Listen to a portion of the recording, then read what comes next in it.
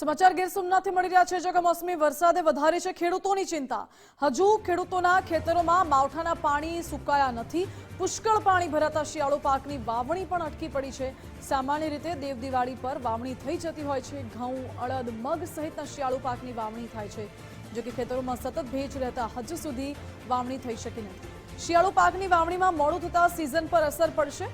શિયાળુ પાકની ઉપજમાં 15 થી 20% સુધીનો વધારો થઈ શકે છે તેવી શક્યતા છે। આ સાથે મોડી વાવણી કરવાથી ખેડૂતોને પણ પાકમાં નુકસાન આવી શકે છે। આમ તો ચોમાસું લગભગ ખૂબ લંબાણું છે।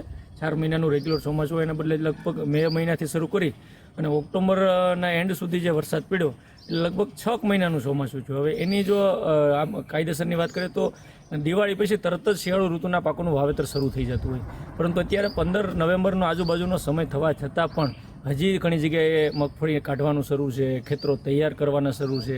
ખેતરમાં ખૂબ વરસાદ પડવાને લીધે ભેજ છે, એટલે હજી પણ 8, 10, 15 દિવસ પછી વાવેતર થાય તો મને લાગે 1 મહિનોથી વધારે આ સિઝન લેટ છે। એટલે કે જે પણ પાકો છે શિયાળાના ઘઉં, ચણા, ધાણા, જીરું, આ બધામાં 1 મહિનો પાછળ ઋતુ જાય એવી શક્યતાઓ છે। માવઠાને કારણે ખેતીમાં નુકસાન તો થયું, સાથે સાથે અમારે ઘઉંનું પણ આ વખતે બહુ લેટ થાય।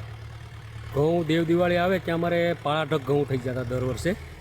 આ વર્ષે હજી ઘઉંનું કાંઈ ઠેકાણું નથી, એટલે હજી 15 થી 20 દિવસ હજી ઘઉંનું લેટ થાય, કારણ કે ખેતરું લીલા નીકળે અને ખેડવામાં બહુ તકલીફ પડે અને ઘડીએ ખેતર આવી જાય એટલે ઘઉંના ઉત્પાદન પર માઠી અસર પડી છે। આ વખતે માંડવીના પાથરા તો ઓલરેડી પલળી જ ગયા હતા, એમાં તો નુકસાન છે। પણ અત્યારે ઘઉં હજી ખેતરું ખેડાના નથી, અમારા હજી લીલા છે।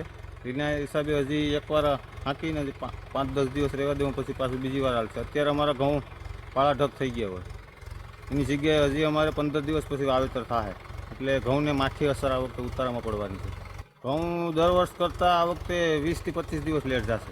ખેડૂતોને ઉતારામાં નુકસાન પડશે ને, પછી પાછું કઠોળના પાકમાં મોડું થાય એટલે કઠોળ ન થાય, એટલે ઉનાળું બગડે, બે બગડે ને।